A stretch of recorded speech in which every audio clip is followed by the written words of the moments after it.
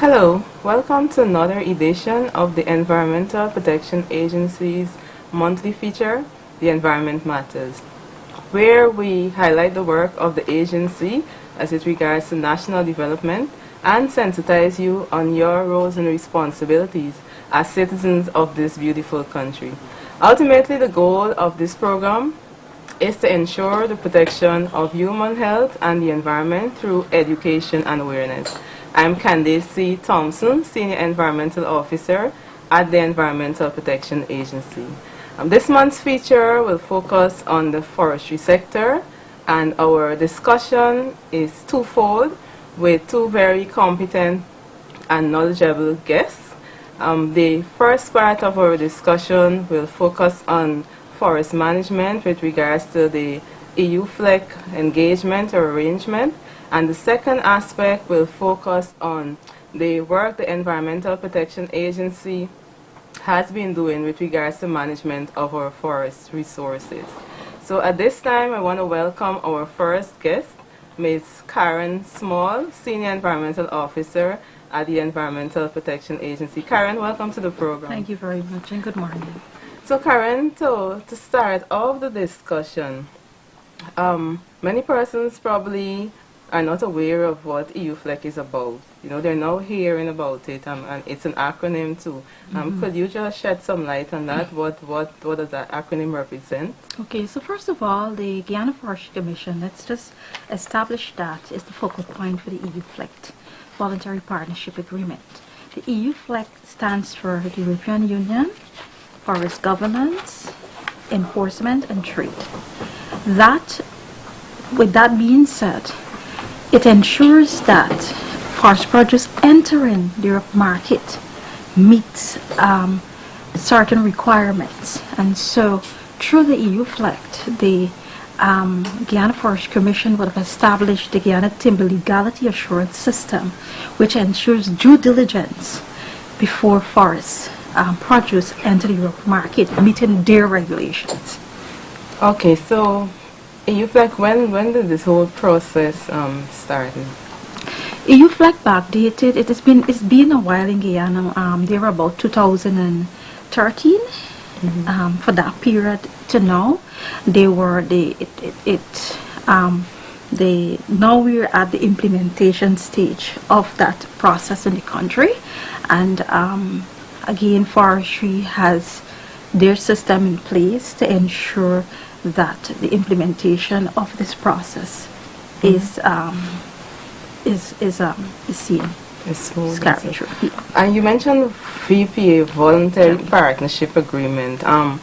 So what are some of the benefits of this Voluntary Partnership Agreement?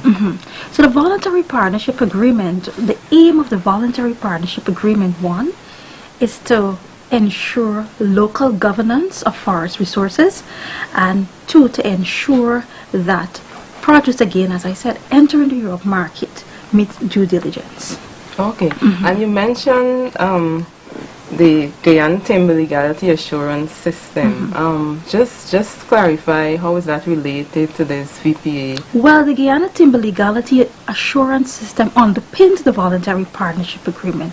It is linked to the Voluntary Partnership Agreement, which Guyana sets up that system to ensure that timber entering the European market comes from a legal source.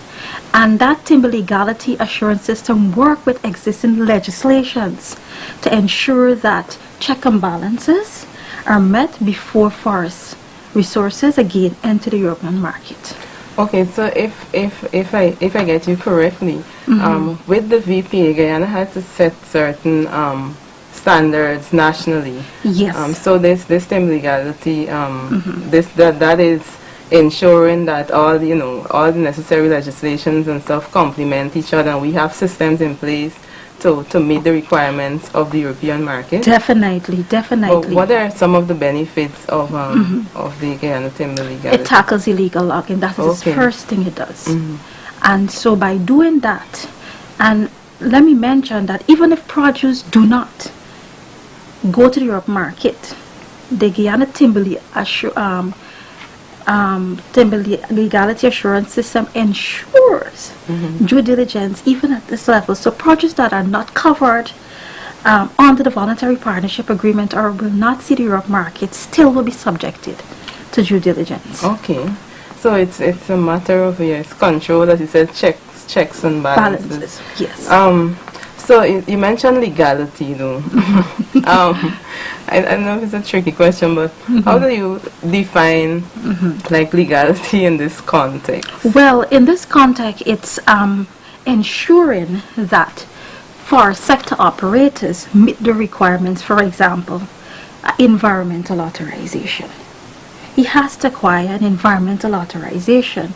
That's one of the checks. Okay. You know, so and other requirements from other sector agencies. But let's start with the environmental authorization. But for legality, for example, so if there are different persons who are a part of the chain, so someone is logging, but they're not exporting directly. They are selling to somebody else, who's probably selling to a third party, who's actually exporting. So that legality system is to ensure that everybody along that chain, okay, subjected. It's okay. All right. So we know that Guyana Forestry Commission is the focal point for the FLEGT Secretariat. But are there other agencies that are involved in FLEGT or a part of the Secretariat? Yes. If so, could you identify? There are quite a lot of agencies that are part of the. The thing is, the voluntary partnership agreement does not stand alone. It needs support of agencies. One of those agencies are the Environmental Protection Agency. For this to work, they need to work with organizations like the GGMC, the EPA, the GRE, the NIS. So there are several agencies that are part of the process to make it work, to ensure, again, verification of legal timber entering the Europe market. I guess the operative word there is partnership. Partnership, right? Yes, yes. we need to synergize our efforts. Definitely. Right. Definitely. In terms of EU FLEGT and Guyana pursuing a green developmental path, how do you see that, fitting in with the long-term vision of the country, as a green state? Well, the EU FLEGT, it addresses sustainable forest management, which is in keeping with the green development strategy.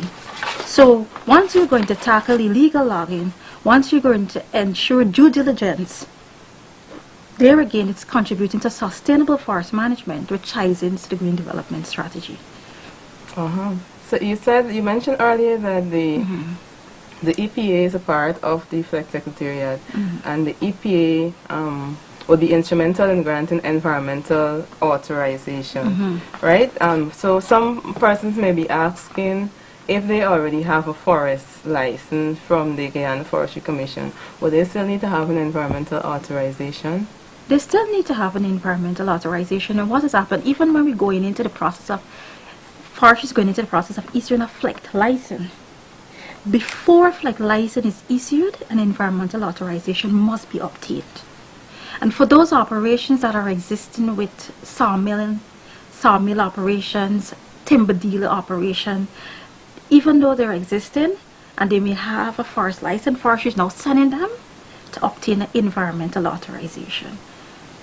Okay, excellent, because that kind of answered my next question. Because I was going to ask, some people may say, well, they have a medium scale operation and so on, and they don't, they probably won't see the reason for an environmental authorization. So are there specific categories, or everybody who's involved in forestry related activities would require? Let us start with the Environmental Protection Act. According to Section 14 of the Environmental Protection Act, Chapter 2005, once you harvesting and utilizing forest resources, you must obtain an environmental authorization. It doesn't specify size. Okay. All right. So for persons who, I was going to ask you for persons who who's saying, okay, if they don't want to export to the European market, they just want to sell locally. they would still need an environmental, ideally they still should have an environmental authorization to operate. Because they're harvesting, they're utilizing, they're processing, and so they're required. And again, we come back to the timber legality assurance system, that even if you're not entering the Europe market, you still have to meet due diligence. And you still have to follow the legislations that are established that governs timber marketing, transportation, production in Guyana. But so what is an environmental authorization? Okay, basically? so in simple terms, and earlier I said you need an environmental authorization, current environment. So in simple terms, the environmental authorization is a legally binding document to guide forest operators on best environmental practices before and during harvesting and utilization of forest resources. Okay, so persons may be saying, well, I have been in existence for a number of years and I've been operating without an environmental authorization, so why would I need an environmental authorization now? And that's a question we get a lot. But I didn't know about an environmental authorization until EPA come and, or nobody told me. No, sometimes they say ignorance to law is no excuse, right? But why no? Why no? First of all, I would say, well, now we know that you weren't operating with an environmental authorization and you need to. But set aside all of that, Guyana is now engaged with the EU FLEGT Voluntary Partnership Agreement. And more than before, GFC is making rigorous efforts to ensure again that these operators meet due diligence, to ensure that these operators comply with existing legislations that govern forest resources, one such as the environmental authorization. And so you will find that what GFC is presently doing is telling operators, look, you have to get an environmental authorization. You cannot get a FLEGT license without an environmental authorization, and everybody's eyeing up the Europe market. And so forestry now is doing a little more than before, and they're saying to you, you need an environmental authorization. They're not going to issue a license to you without an environmental authorization. We have that relationship that is existing with GFC presently, that they're not issuing environmental authorizations to forest sector operators unless they obtain an environmental authorization. They're not issuing forest license to forest sector operators unless they obtain an environmental authorization. And the operators may think, so what's in it for them? So you mentioned, working on expanding the market, so I guess so that they can get better prices for their produce and all of that. Exactly. So has the EPA always been authorizing forestry operations? With the exception of logging concessions, small-scale logging concessions, the EPA were always authorizing forest operations. And why now logging concessions? Again, our country is now engaged in the EU FLEGT Voluntary Partnership Agreement. And one such requirement is that all forest operations become authorized with a valid environmental authorization.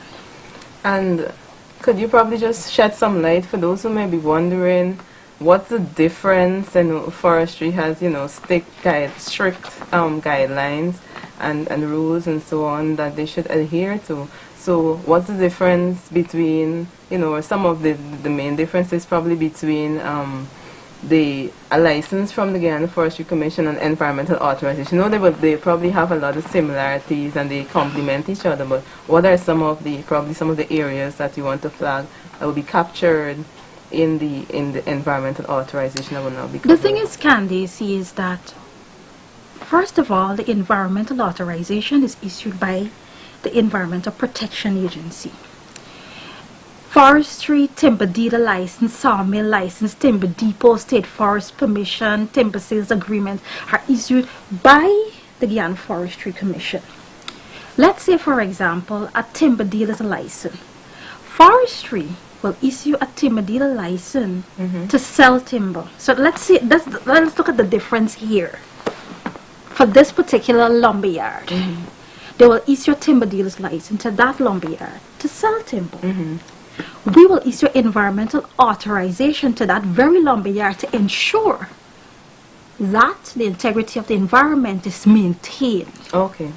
So we're going to look at your lumberyard and say, okay, we want to ensure that waste is managed, domestic waste, wood chip sawdust is managed properly, that you stack your lumber in such a way that it doesn't pose any danger to yourself as well as buyers.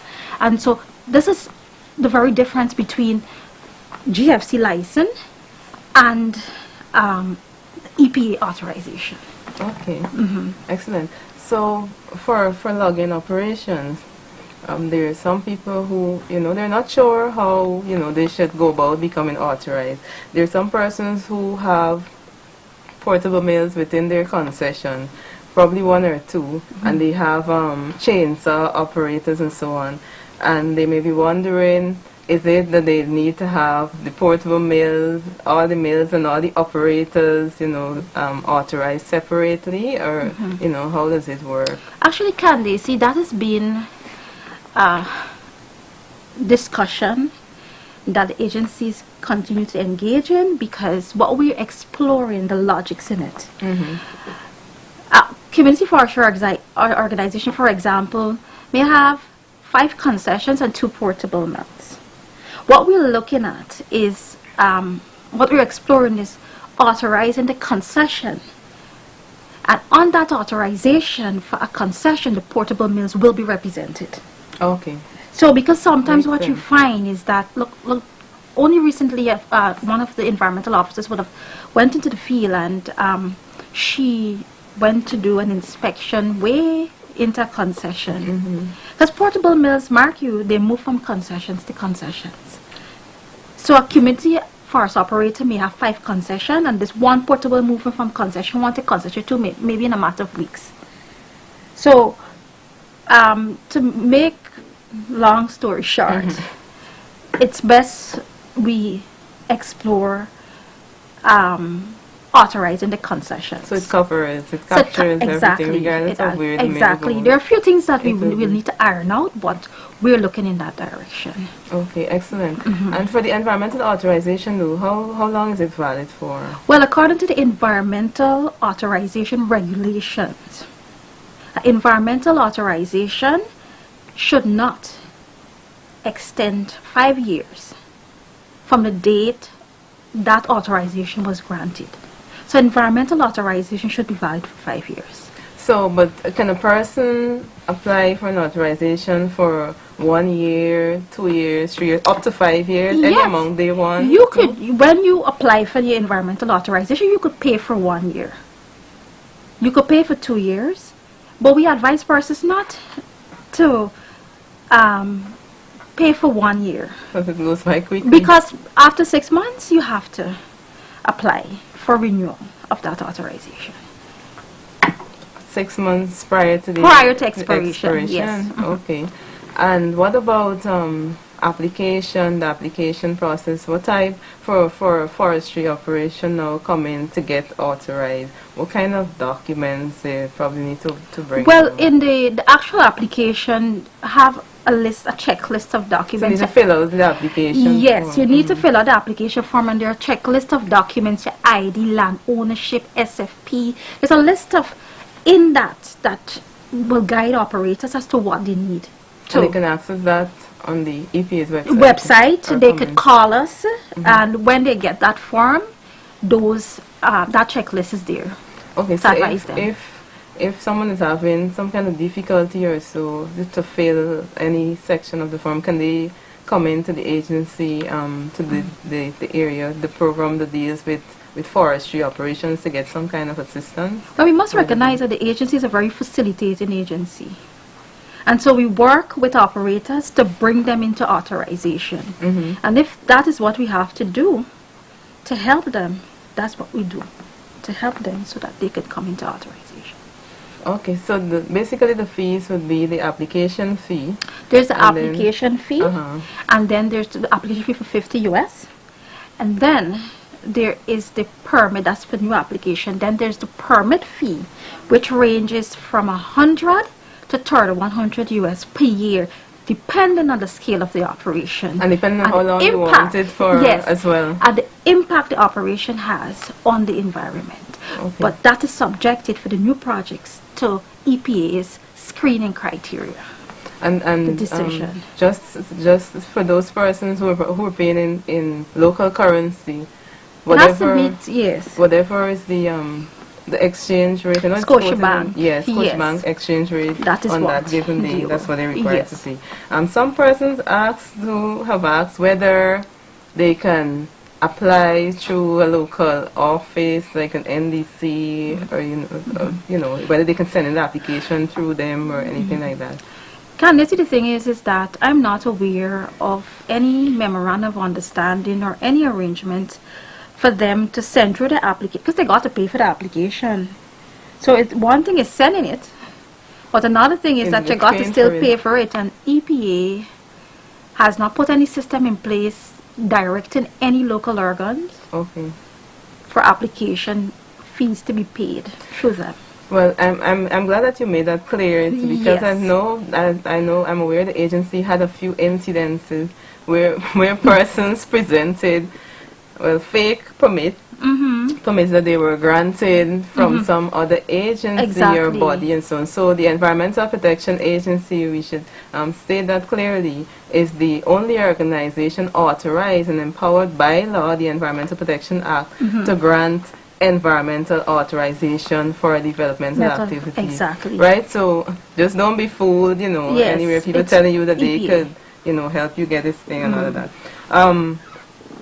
Can a person, let's say someone wants to apply for a 3-year permit for 3 years, but they probably just got the concession and they're trying to work it and stuff.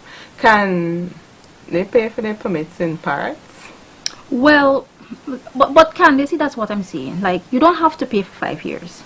You could pay for a year, but we usually say don't. You could pay for 2 years. Also, the agency is presently discussing payment plans for forest sector operators. Well, not for all operators, but we're talking to forest sector operators. The agency is presently engaging possible payment plans for those persons who may not be able to.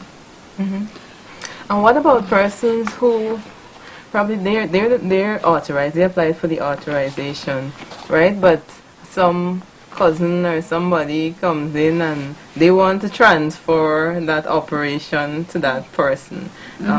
Can that happen just like that, or is it they need to notify the agency? It goes through, according to the, again, the authorization regulation, that goes through a process, transferring of obligation. Yes.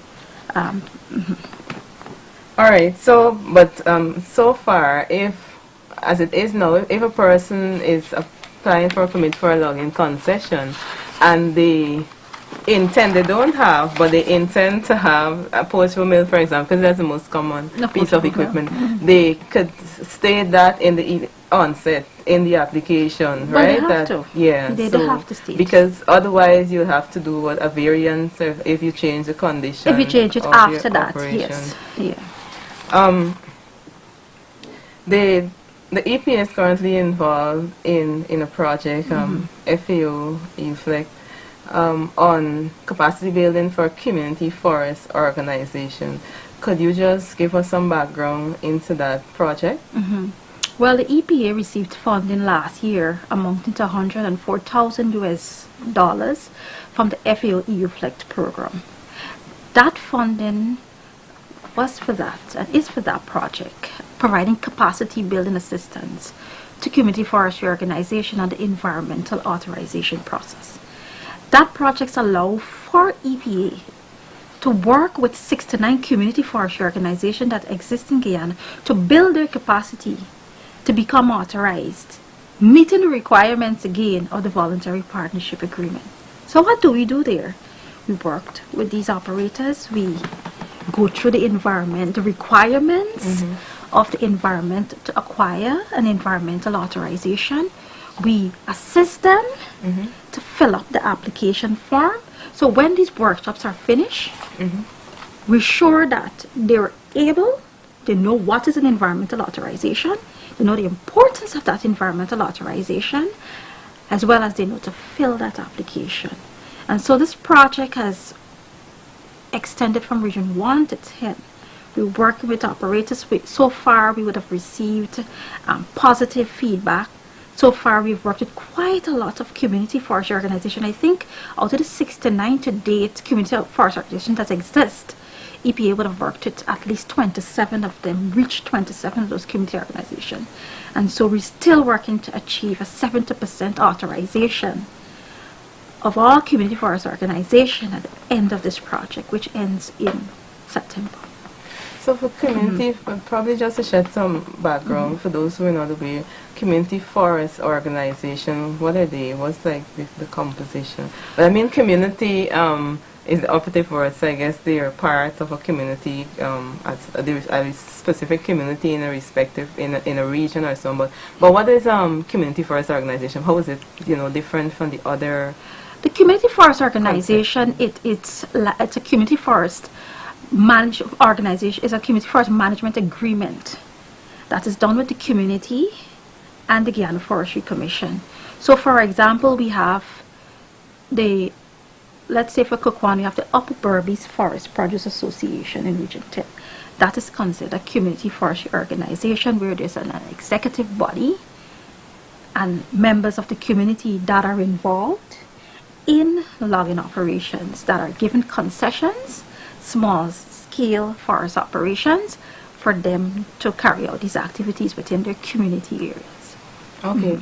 So there's an organized structure. They usually have executive chairman, elections, election, membership fees, meetings, everything. So they were guided. I guess they are guided by forestry in terms of how to set up the structure, exactly, how it can be sustained and all of that. Exactly, they're guided. Notably is the involvement of a lot of women in the forestry sector, as we would have been conducting the workshops in the various regions. So I guess that is all a part of the process to ensuring gender balance and things like that. All right, so what the workshops you said involve going through the environmental authorization process, filling out the forms, and there is a practical there's a demonstration session which takes half of that workshop. So it's a whole day workshop, and that demonstration session is half day. And that demonstration session is to ensure that when operators acquire an environmental authorization, that they comply with the conditions of the authorization. And so we work with them to ensure that waste management is addressed, water quality is addressed, air and noise is addressed. And so those demonstration sessions are demonstration sessions on best environmental practice to ensure that you comply with the environmental authorization conditions. So it's very, very practical. Very practical. So they can understand what the agency would look for when they monitor, what are some of the issues that we usually have, and how they can mitigate it, how they can address it. It also gives them an opportunity to ask us, find out what are the negative impacts of not complying, and we're able to work with them and guide them through that. And what about I know you have this engagement with the community forest organizations, but probably why CFOs for the project as opposed to probably a regular independent concessionaire? Why the choice was community forest organization? Because what we found is that the community forest organizations, most of them are not authorized. Okay. Most of them are not authorized, and most of them want to export on the Europe market. And so it is an opportunity for us. Of course, we would have received funding in that direction to target the community forestry organizations for this very reason, to allow them to meet the requirements of the voluntary partnership agreement. Excellent.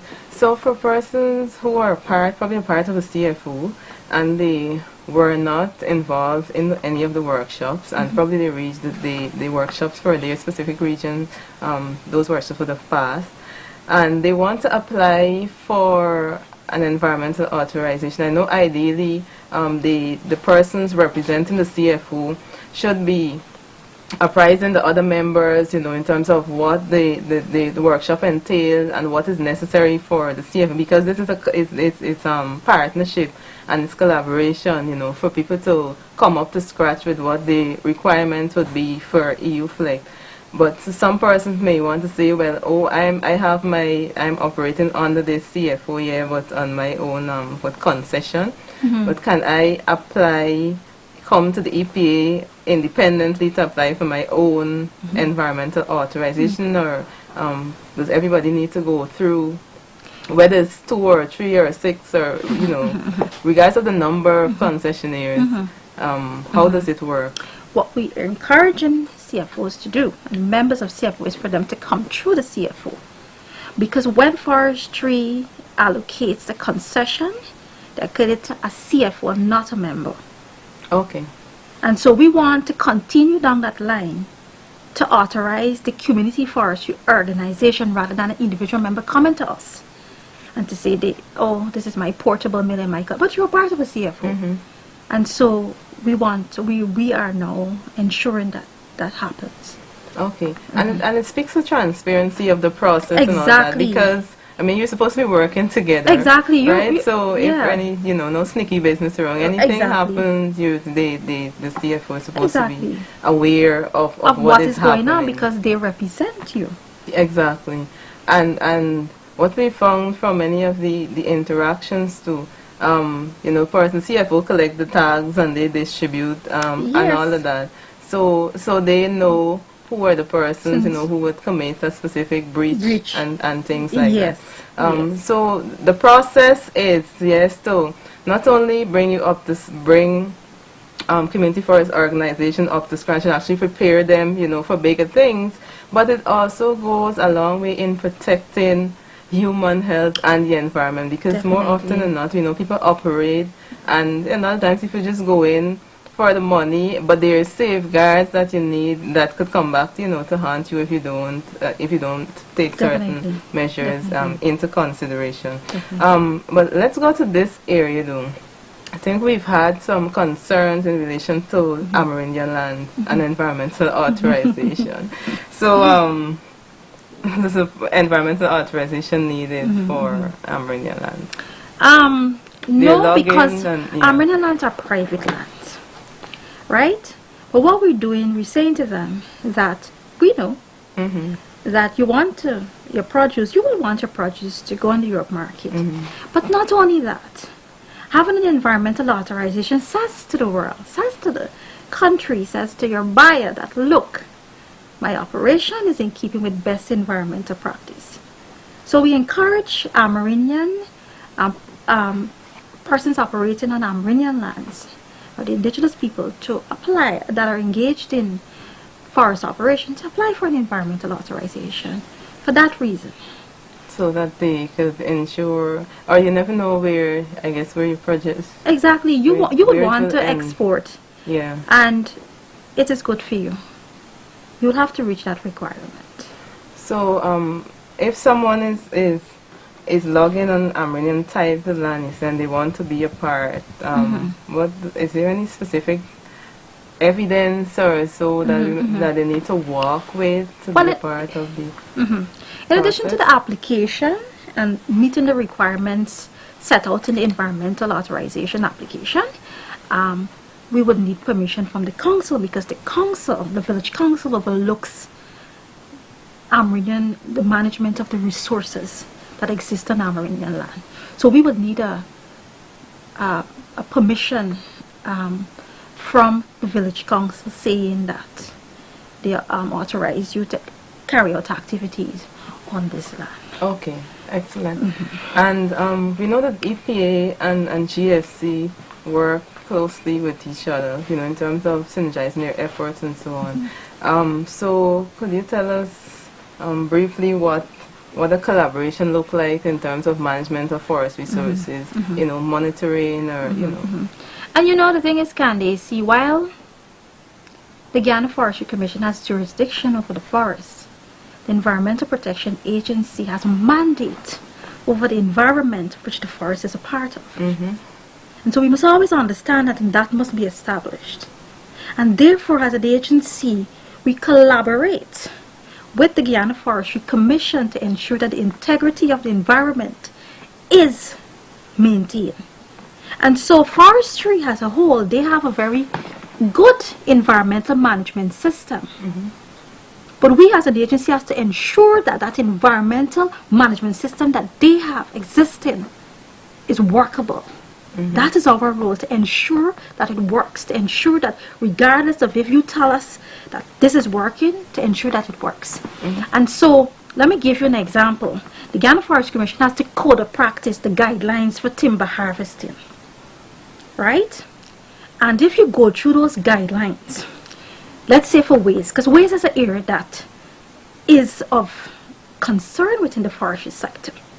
When you go through those guidelines, you will see that forestry may say, even when you go through the guidelines, you say forestry say, well, make sure you store your hazardous waste in keeping with the environmental permit. Mm-hmm. Or we will go through that guideline and we will see that, okay, there weren't alternatives for waste management. You may say to dispose of your waste, but EPA will chip in. We complement what you have existing there. We'll chip in and say, look, we want to know where you're going to dispose your waste. We will advise you how to dispose of your waste, how to use that, how to explore alternatives, reuse, recycle. And those are the things that you will not see in the code of practice. Okay. But those are the things that you will see in the environmental permit. So all in all, while we collaborate in the environment, we have that mandate over the environment to ensure that it's done. In the past, EPA would have worked with the Guyana Forestry Commission to ensure that all lumber yards, mm-hmm. sawmill, with lumber yards, without and with processing, sawmill, within region 1 to 10 become authorized. We have embarked in 2017 on that project, which was very successful. And so we continue, both agencies continue to work with each other to ensure that forest operators become authorized. And again, and a motivating factor for that, again, is the EU FLEGT. Mm-hmm. All right, Karen, thank you very much. It's been a very informative discussion. So we'll now take a break. Yes. And when we return, we will delve a little deeper into the operations of the EPA with regards to management of forest resources.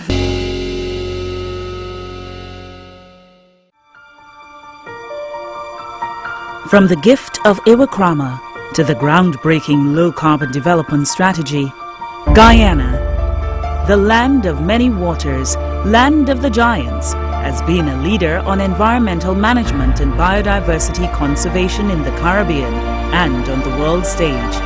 Guyana is now embarking on a bold new path that places environment at the center of its development.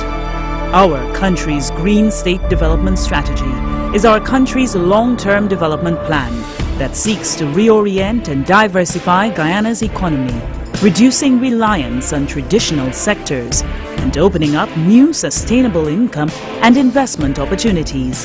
The GSDS will provide the foundation for an inclusive green economy, which will result in improved human well-being and social equity while reducing environmental risks.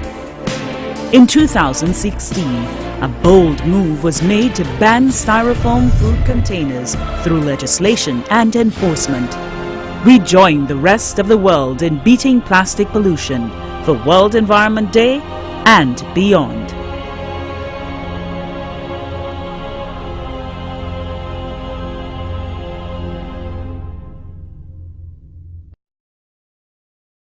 At the Environmental Protection Agency, we believe that the environment is everybody's business.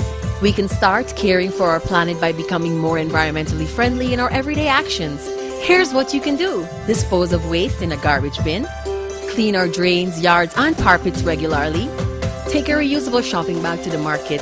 Support local butchers and farmers to reduce packaged waste. Plant a kitchen garden, trees, and flowers. Compost your organic waste. Conserve water and electricity. Carry a reusable water bottle. These little acts are good for your health and that of the environment. Remember, healthy people work better and achieve more, and together, small actions make a big difference. For further information on how you can help, please contact the Environmental Protection Agency, EPA, Ganges Street, Sophia, or telephone us at 225-5467. You can also visit our website, epaghana.org, or our Facebook and Instagram pages. Are you involved in a business or thinking about starting one? Do you know there may be environmental impacts from business activities? According to the Environmental Protection Act of 1996, businesses such as gas stations, rice mills, large-scale agriculture and poultry farms, large-scale mining and forestry operations, hotels and resorts must be authorized. Persons proposing any of these activities need to submit an application for environmental authorization to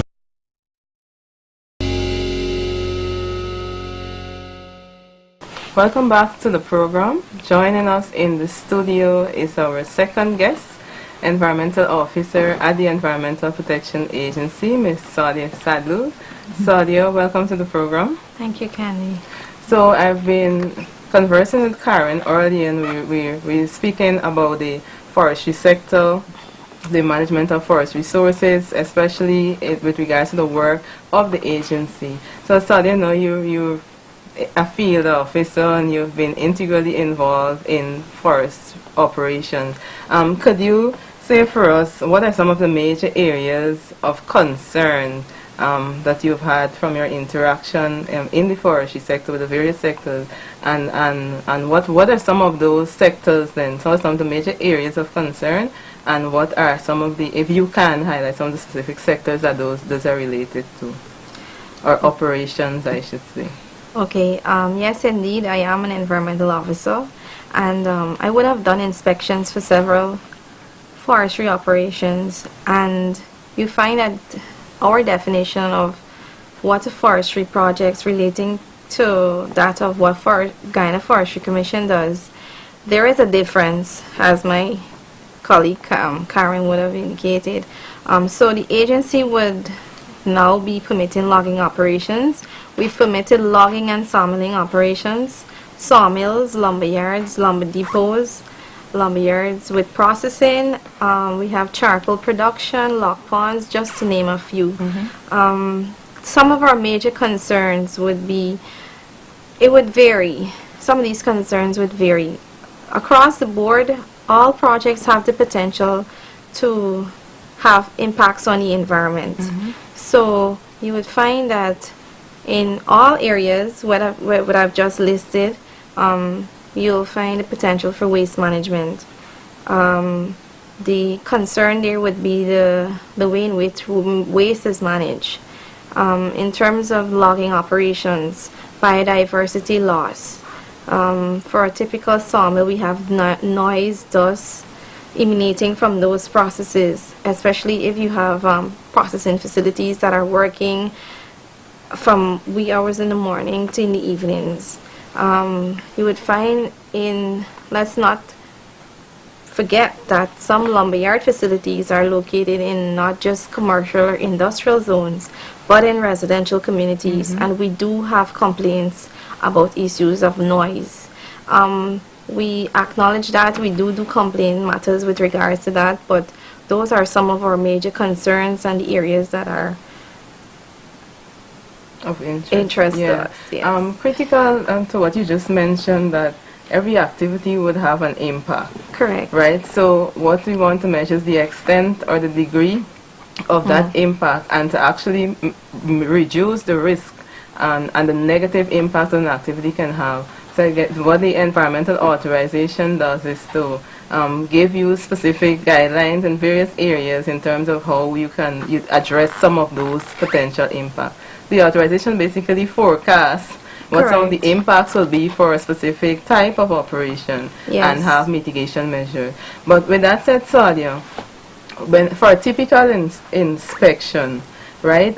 Could you probably highlight, zoom into like one or two areas? What kind of issue you would observe probably for a sawmill lumberyard? You can choose, and what mitigation measures you would actually recommend.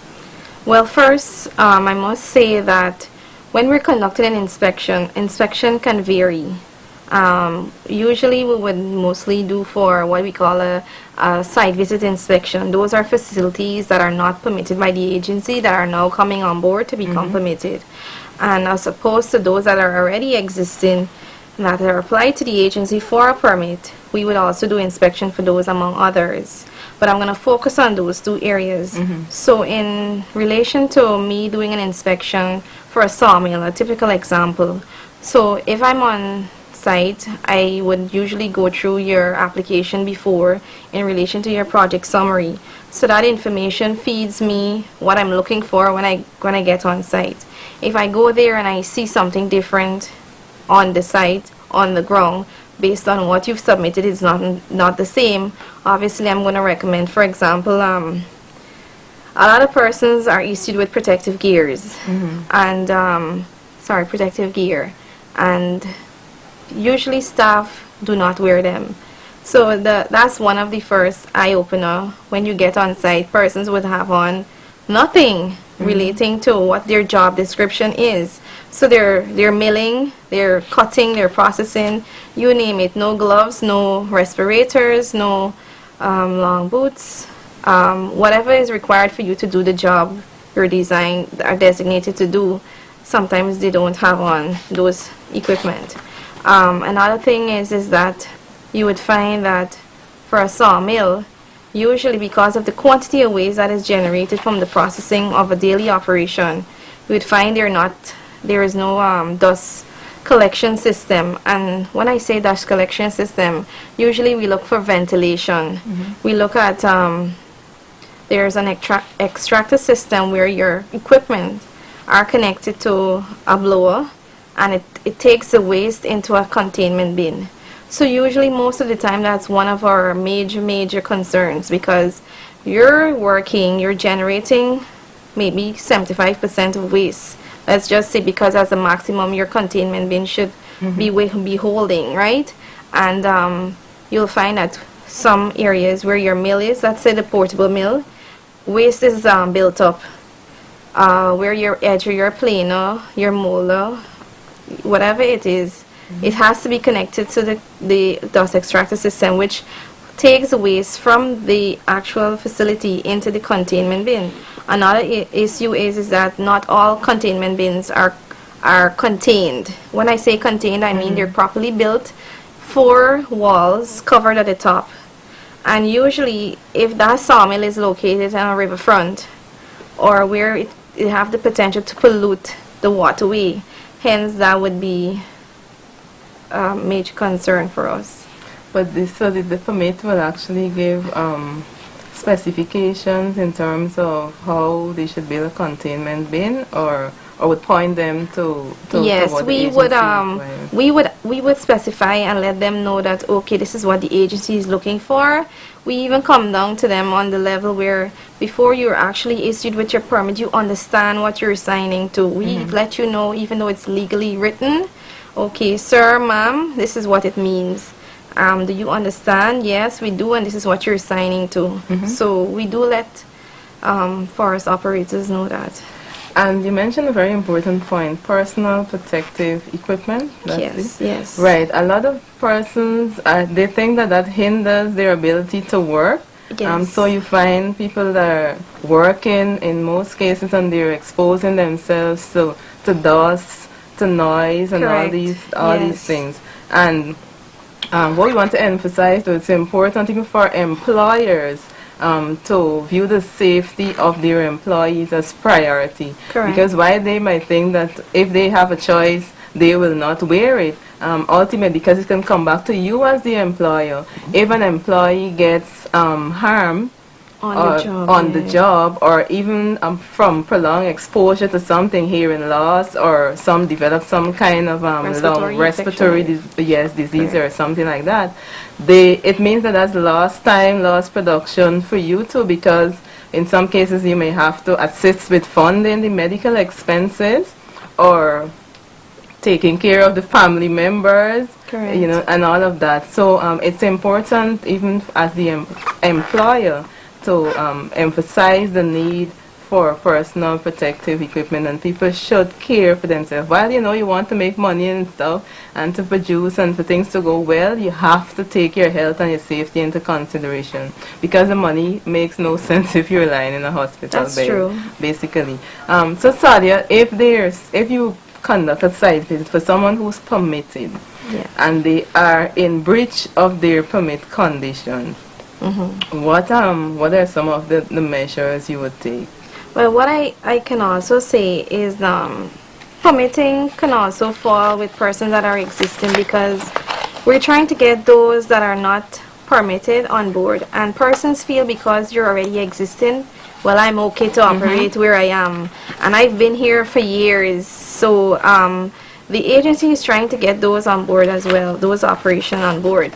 So in relation to those that are already permitted, I don't see it being a case where if you're not permitted, we cannot inspect your facility. The agency can show up at your facility and say, hey, you're not permitted with us, and you're having some issues with the way in which you're operating, and we're recommending that you do X, Y, and Z. So let's say we're at a facility, you are not permitted, and we've noticed a number of issues that you have that are non-compliant. So we can't say you're non-compliant with a permit because you're not permitted, but we can make recommendations as the measures you should put in place. However, as opposed to somebody who is permitted, we will verbally indicate that, hey, you've breached condition 1, 2, and 3, or maybe whatever that area falls in the permit. We let you know what area it is. We verbally indicate that to you. Well, Mrs. Singh, you have breached the condition which says that you're to contain your waste and you're to have an extractor system, and that extractor system should take all your waste to a dust containment bin. In addition to that, your dust containment bin is not enclosed, properly enclosed, and where you're located, we will advise you to remove it. In cases like that, when we warn you, we send you a formal letter.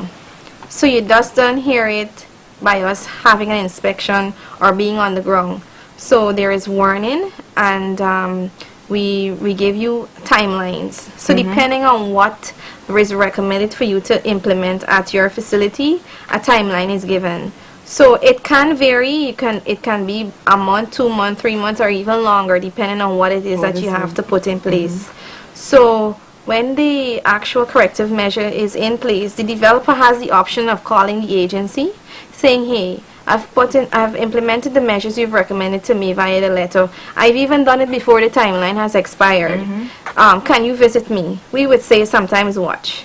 Take pictures as evidence, submit it to us. You can also, we can visit you maybe when we're in that area to verify what you've submitted to the agency.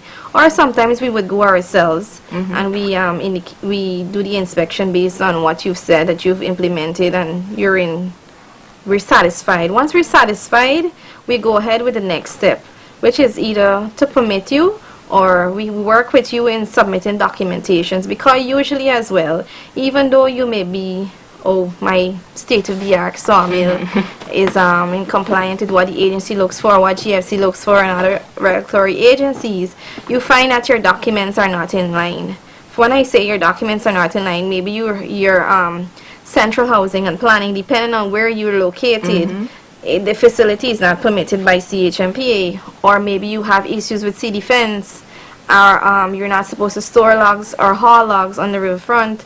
So you find that your documentation, when it comes to certain critical information that the agency requires to support your application, is not there.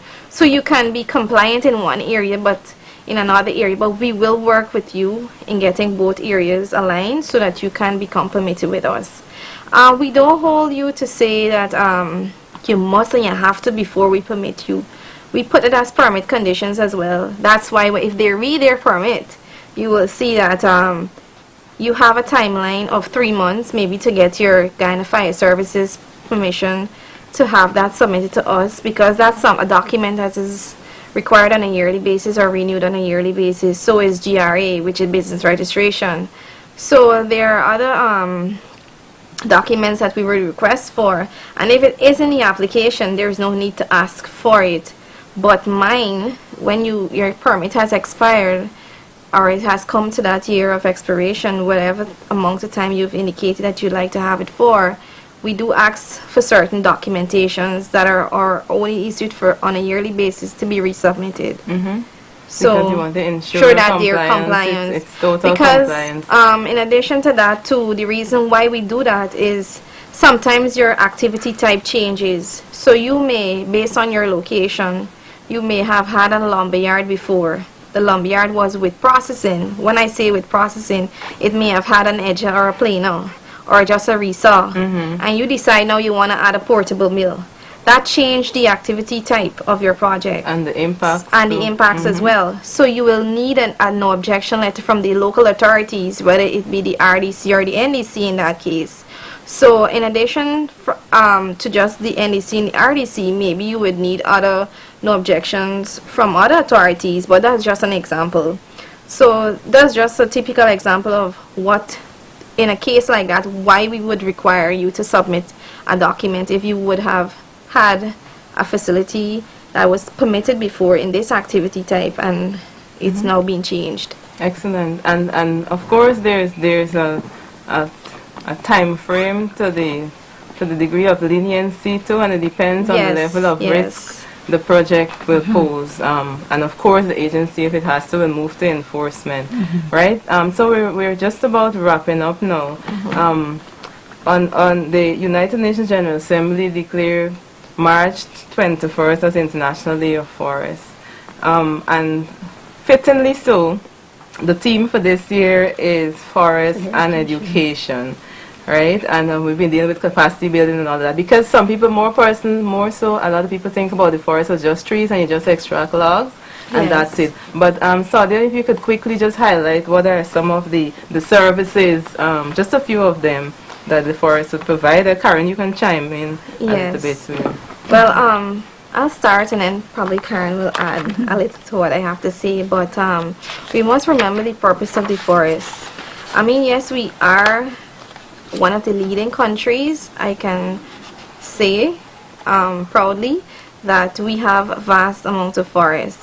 But if we do not practice the right approach of the way in which we extract our lumber, or for whatever purposes we want to extract materials from the forest for, we can lose what we have.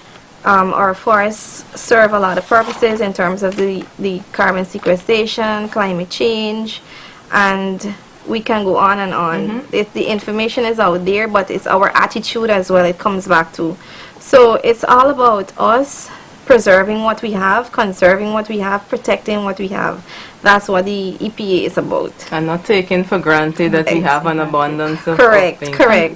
So Karen, if you want to chime in as we wrap up. Let us recognize that the forest is not about trees. It is about people. It's only about trees insofar the trees provide the needs for the people. And we must understand that.